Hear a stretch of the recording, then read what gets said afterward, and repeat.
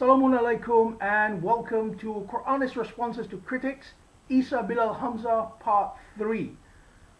We hope to finish our responses to Isa Bilal Hamza's rather lengthy video in this particular episode. So without further ado, let's begin. In minute 11.57 of Isa Bilal Hamza's video, Isa says that he didn't say Muhammad's name was in there. He was just quoting a translation. Most people should know this.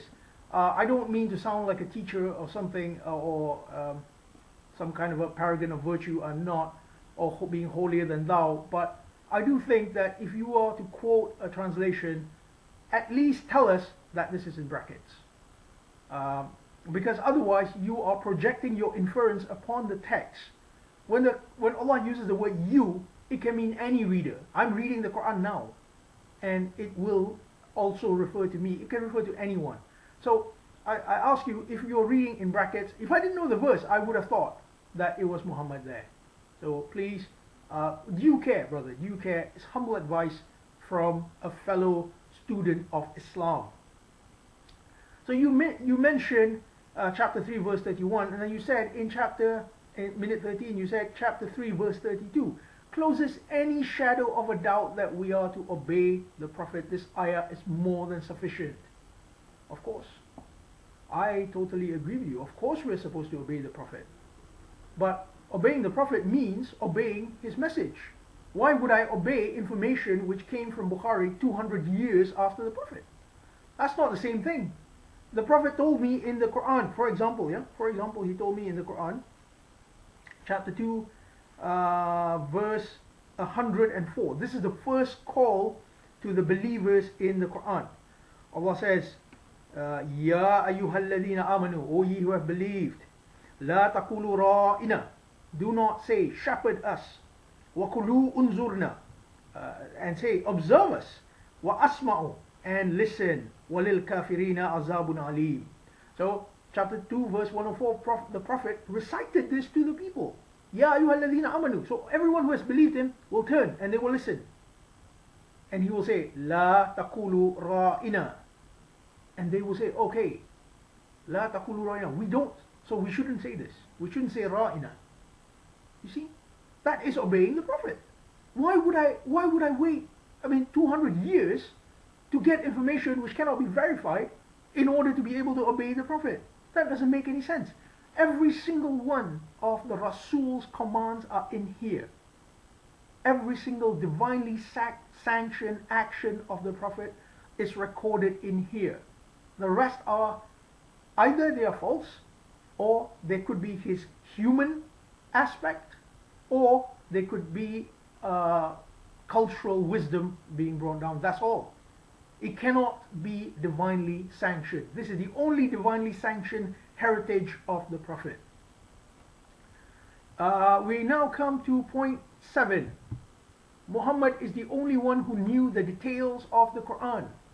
Let me just ask you, what do you mean by details of the Quran? Do you mean to say that the teachings of this book need further elucidation? Is that what you mean? Because I'm not very clear about that. But if you say that the Quran needs details, then there are 3 verses I suggest you look at to see what Allah has to say about that. The first one is chapter 6 verse 114. It says, أَفَغَيْرَ اللَّهِ أَبْتَغِي حَكَمًا. Do they seek for Allah? They seek other than Allah as a judge? That's a bit strong. Do they seek other than Allah as a judge? وَهُوَ الَّذِي أَنزَلَ إِلَيْكُمْ. When it is He who sent down to you. Ilaykum is in plural, so He sent down to us. Yeah. Al-Kitab Mufassal. Al-Kitab Mufassal. The book, detailed. So the book has been sent down in detail. It is fully elucidated.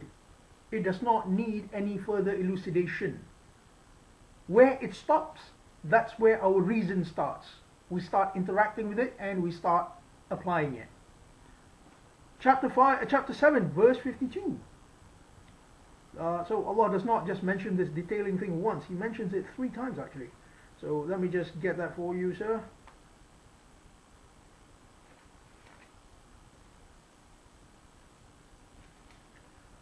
Right. وَلَقَدْ جِئْنَهُمْ بِكِتَابٍ, and we sent unto them a book. فَصَّلْنَهُ عَلَىٰ عِلْمٍ, we detailed it based on knowledge.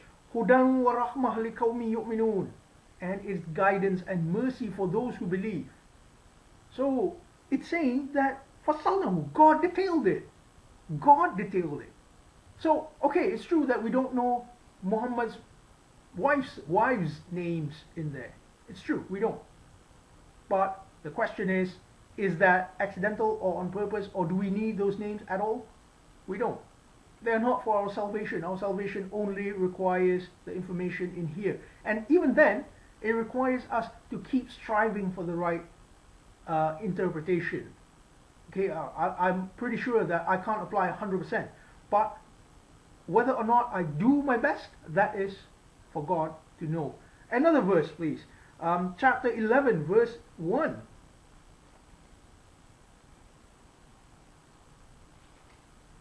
Alif Lam Ra, Kitabun Uhkimat Ayatuhu, a book made stable, or its verses are made as judgments.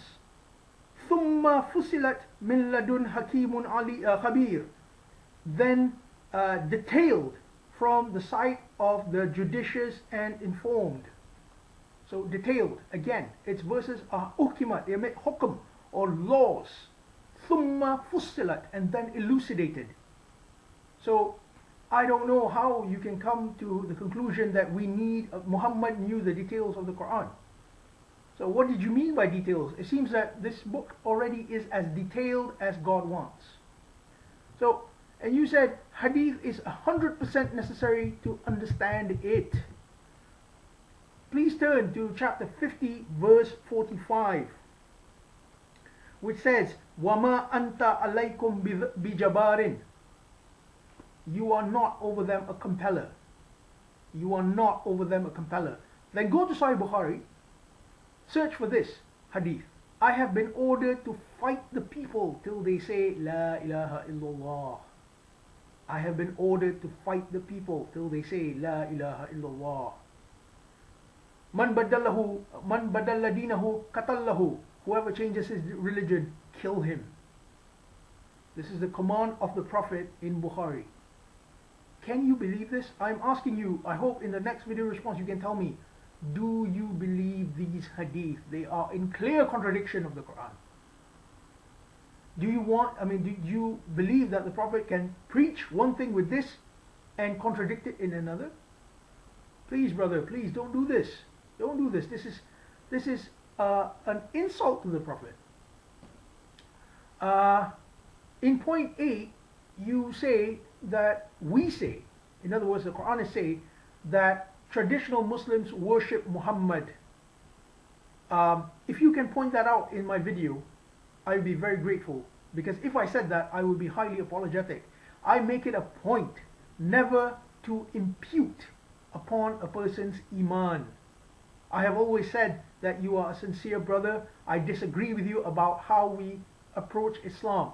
I have never called your iman suspect. That's not for me to say. I would never do that. Now, you are referring to Quranist fundamentalists.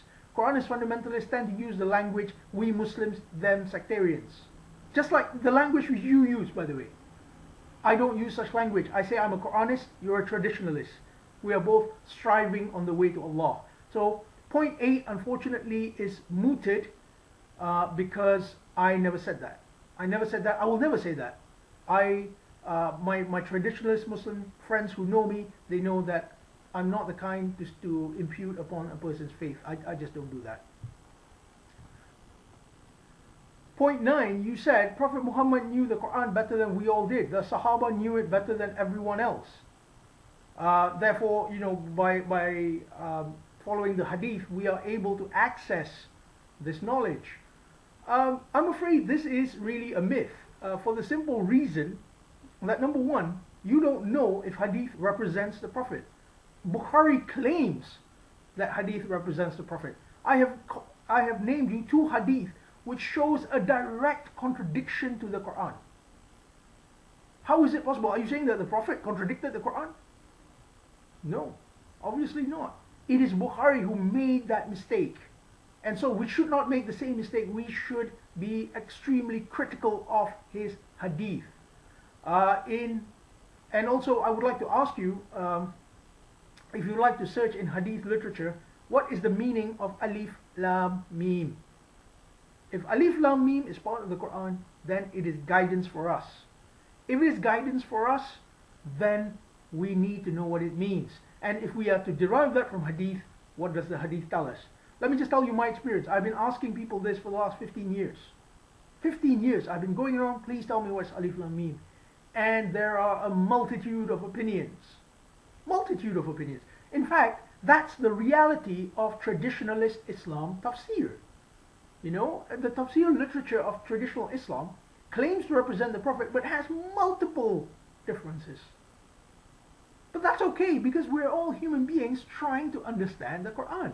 You know, it's just that you're clinging to a romantic notion of hadith literature, when clearly I don't think you've actually opened hadith and checked for yourself. Now, I could be wrong, and if I'm wrong, I'm really sorry. But I would like you to explain the two hadith. I've been ordered to fight the people till they say La ilaha illallah. Man badala dinahu qatallahu. Whoever changes his religion, kill him. How did this come from the Prophet? And you said you can't derive lessons from this Quran fully. At first you said, you didn't say fully, but then later on you said fully, so I'm going to take this into account. What does the Quran say about that, yeah? Chapter 12, verse 111, sir.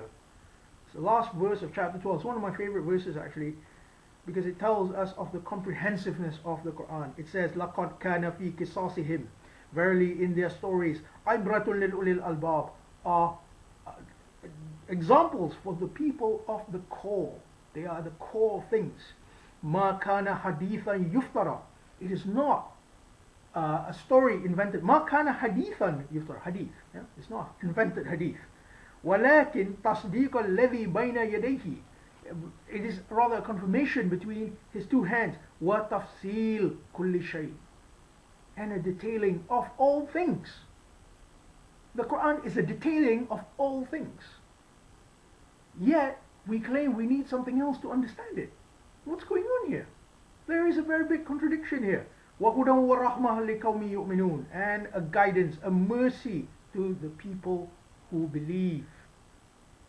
So once again, I'm afraid your opinion remains a romantic notion of the Islamic phenomenon. It is not true as far as this book is concerned. This book seems to think that it is the only source of deen. So we have 2 points left. Let me just check. Yeah, I think we can still manage it. Okay. You say that you disclaim yourself to be a sect, and you say, people, we are only followers of Quran and Sunnah. We were made into a sect. But you claim that the Shia and the Salafis are sects. Why? What makes them different from you? Well, you claim that before everything there was only Quran and Sunnah. How different is it from the Shia who claim that there was only the Quran and the Ahl al-Bayt, the people of the house? The Wahhabis also claim there was only Quran and Sunnah, and they claim they are the spokespeople for the Sunnah. Everyone claims that we're not a sect, we're the original Islam. There are Quranists who also claim that, who say we're not a sect, we're just Muslims, the rest of them are sectarians. No. I think we need to be humble. We need to admit that learning this book is a lifetime journey.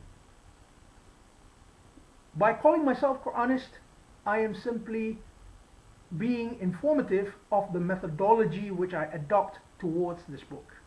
That's all it is. It's not a sect. A sect would be if I said, oh, I'm a Quranist, you are a kafir. That's a sect. I'm a Quranist, you are lost. That's a sect. No, I don't claim that at all. This is not a takfiri discussion. I am simply discussing what I consider to be the most efficient way to obey the Prophet. You are expounding upon your view on the most efficient way to follow the Prophet. I bear no hard feelings for you. I don't think you're a sectarian. But if you're calling others sectarian, then I'm afraid you have to rethink that. Why don't we all just say, well, do you know what it is? We are various kinds of Muslims. We can live in peace. There's absolutely no problem with that. But when takfiri language comes in, when we start saying, well, you're lost, you're a disbeliever, you're a muqtadi, you're a fasiq, you're a zindiq, we don't want any of that. That's not how it is. So, which brings us to our last point, your science metaphor. Now you say, well, imagine in school people give you a science book and this textbook is complete. Yes, it is complete, you say, but we need the writer's notes or the teacher's notes in order to understand the book. Really? I don't think so. Not in this case. Because if this is a science book, then hadith will be teaching geography. I'm not saying that geography is completely extricated from science, but it is something else. It's not the same thing.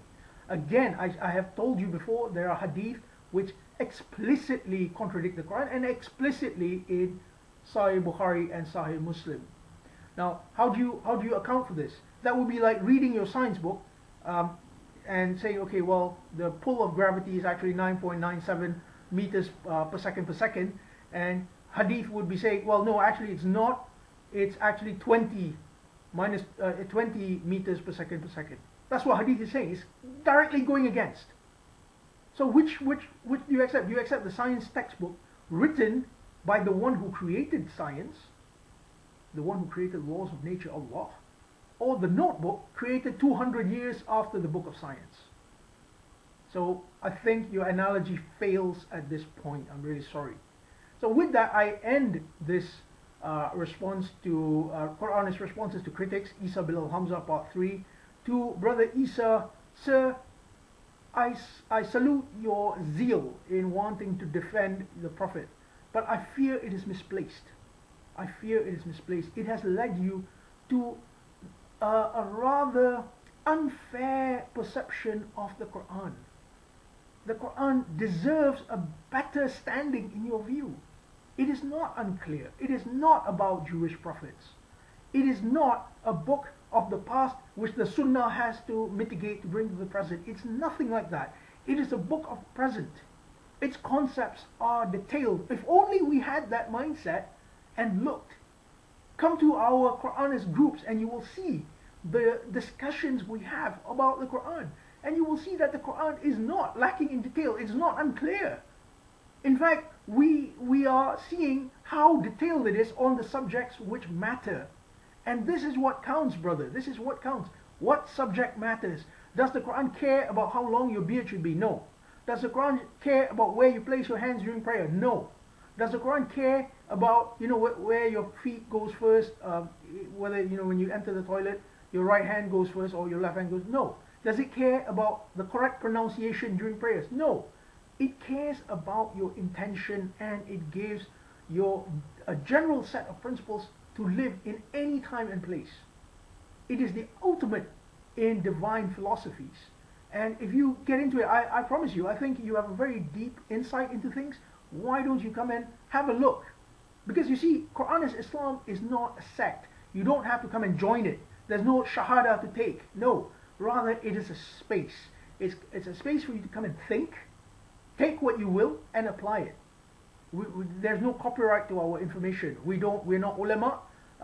We do not have a set following. There is a diversity of view, and Allah allows that diversity. Chapter 29, verse 69. Allah allows that diversity, multiple paths to Allah, and you can probably benefit from our discussions. So with that, I close this video, and I hope to hear more from our brother Isa Bilal Hamza. It has been a great pleasure having a dialogue with you, sir. To everyone else, thank you very much.